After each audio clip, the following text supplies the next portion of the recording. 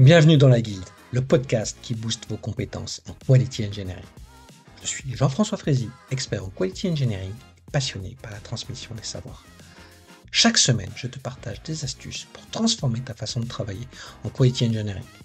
Installe-toi bien, on est parti pour un nouvel épisode rempli de conseils concrets. N'oublie pas de t'inscrire à ma newsletter pour recevoir du contenu exclusif et ne rien rater. Chaque semaine, je te livre des méthodes actionnables, des outils efficaces et des stratégies sur les meilleures pratiques du moment, avec des formats courts, pratiques et accessibles à tous.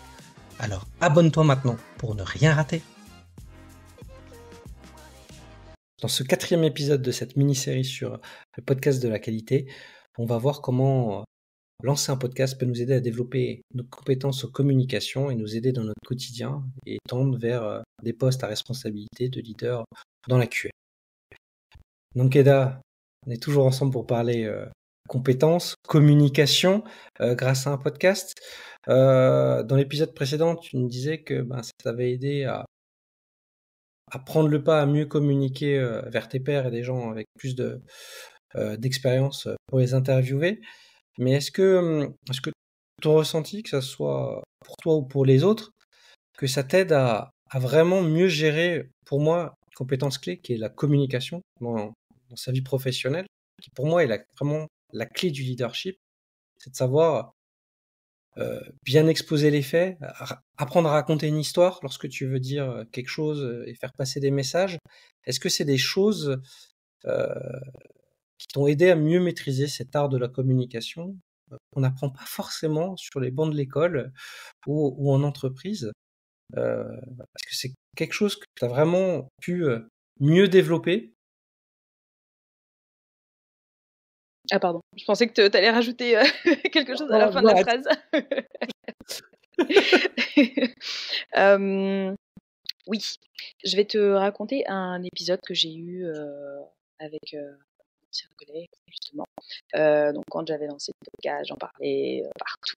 J'ai lancé un podcast, c'est super, tout ça. Et qu'il avait été écouter le podcast. Et il m'a dit, écoute, il y a quand même un petit truc qui me manque dans ton podcast, c'est le fait de faire un espèce de truc où tu résumes en fait ce que vient de te dire ton invité. Je dis ok. Du coup, l'invité d'après, je refais l'exercice et en fait, je me suis rendu compte que le fait de faire ça, ça te forçait à avoir vraiment une écoute active. Bon, déjà pour pouvoir rebondir et autres, mais tu laisses la personne aller jusqu'au bout et on retient à peine un pourcentage des échanges qu'on va avoir avec quelqu'un, mais le fait de faire ça va te permettre de retenir plus et de clarifier certains points. Et donc j'ai commencé à le faire régulièrement et je me suis rendu compte que dans mon quotidien, dans mon travail, j'étais un peu plus claire, beaucoup plus claire dans le fait d'en venir au point, si tu veux. Et de la même manière, avant, j'avais tendance à me perdre un petit peu dans mes échanges, partir sur un sujet, l'autre, et au puis en définitive, on partait dans tous les sens. Et faire cet exercice-là à travers le podcast, j'ai commencé à le faire naturellement, mais vraiment sans forcer, dans mes conversations de tous les jours. Ce qui fait que tu as le sujet de départ, tu vois le point d'arrivée, et tu te forces à garder en tête le sujet du départ pour rester sur le même truc. Évidemment, ça ne veut pas dire qu'on ne peut pas diverger. Faire une conversation, c'est fait pour ça. Mais au moins, tu gardes en fait une colonne vertébrale et au moins, ça répond à une question que tu as posée au départ. Donc, sur l'aspect communication, c'est vraiment sur ce point-là que le podcast est. Après, plus généralement, j'étais plutôt une littéraire à l'école. Donc, j'aime bien, si tu veux, les mots, le verbe, tu vois, ces trucs-là, j'aime bien en général. Donc, Du coup, ouais. Du coup, tu as peut-être un peu moins vu l'impact, parce que globalement, on a tous subi des présentations où, oui. au bout de 5 minutes, on n'a plus envie d'écouter le reste de la présentation, parce qu'on nous a noyé de détails, parce qu'on ne sait pas où on va, parce qu'on ne sait pas combien de temps ça va durer. Et moi, je pense que vraiment, le podcast, c'est un outil de formation personnelle pour apprendre à structurer sa pensée, mais je dirais même tous les types de médias, hein.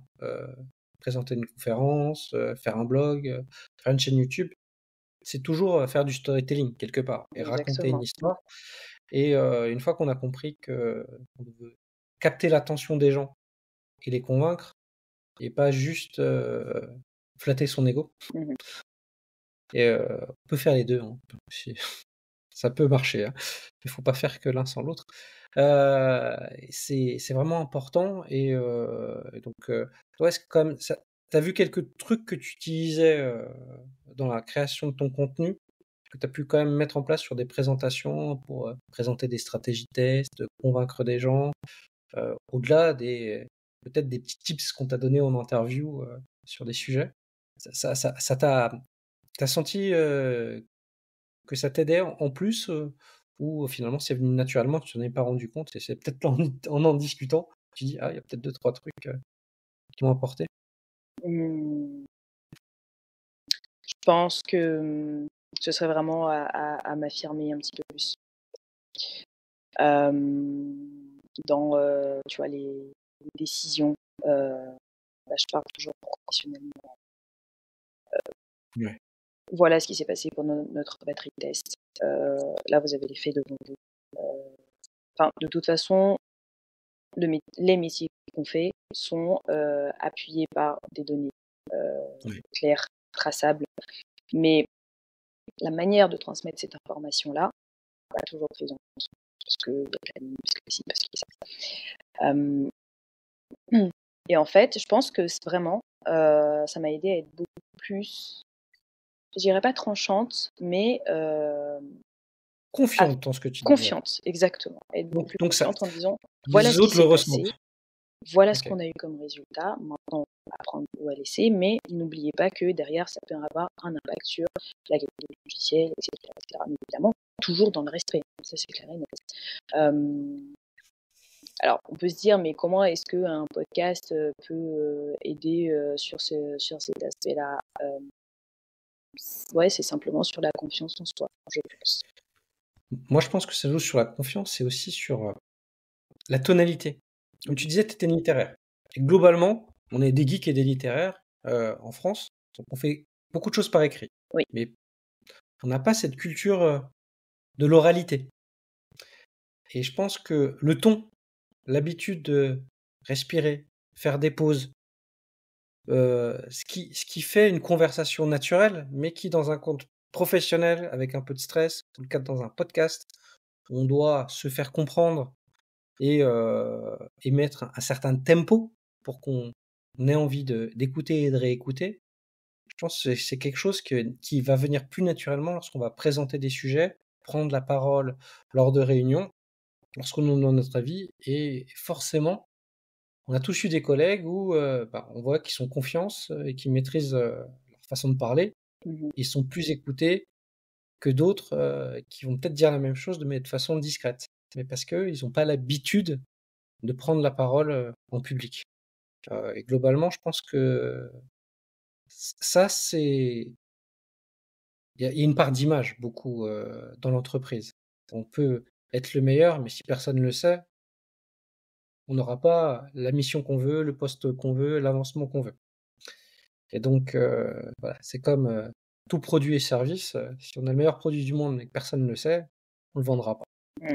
Donc, je trouve que ça, tu t'en rends peut-être pas compte tout de suite, mais je pense que tu vas voir dans les années à venir que ces soft skills que tu as développés en communication orale notamment, ils vont te servir tout le reste de ta carrière. D'ailleurs, moi j'encourage toujours tout le monde à les développer parce que on nous aide pas à le faire, donc créer un média est peut-être le meilleur moyen de se tromper, d'itérer, de s'améliorer et d'échanger avec les autres et d'avoir des feedbacks. Notamment, je pense que ça aussi, c'est peut-être quelque chose d'important. C'est que tu as appris à avoir peut-être une culture du feedback beaucoup plus importante, parce que les gens écoutaient ton podcast, qu'ils avaient des retours. Ça aussi, au-delà de l'écoute active, c'est quelque chose de game changer dans la façon d'améliorer ton podcast, mais aussi de t'améliorer en continu en tant que personne Donc, et que personne. salarié. Donc non, ça c'est intéressant. Mais Je sais pas si ce que je te dis, ça résonne en toi ou si j'ai tapé à côté, mais Non, je suis plutôt d'accord. Je suis plutôt d'accord. ok. Écoute, c'était vraiment très intéressant cet épisode sur le fait que créer un média peut vraiment nous aider à nous développer dans nos soft skills. Donc, en fait, plus, on vous encourage avec Lankeda à vous lancer. Allez-y. Euh, Quel que soit le sujet, de préférence sur la QA, parce que plus on est de fous, plus on rit. Mais voilà. Donc dans le prochain épisode, on va essayer de voir un peu, en partie, un résumé de ce qu'on a vu avant et vraiment de travailler sur les leviers actionnables pour vous lancer, notamment pour vous qui hésitez, dites ah je sais pas si je vais le faire ou pas. On va essayer de voir et un peu de démystifier tout de suite cela. Merci d'avoir écouté cet épisode. C'est grâce à toi que la guilde continue de grandir. Si tu as aimé, n'hésite pas à partager autour de toi et à laisser un avis 5 étoiles sur ta plateforme préférée. Je te donne rendez-vous au prochain épisode avec encore plus de conseils pour booster tes compétences.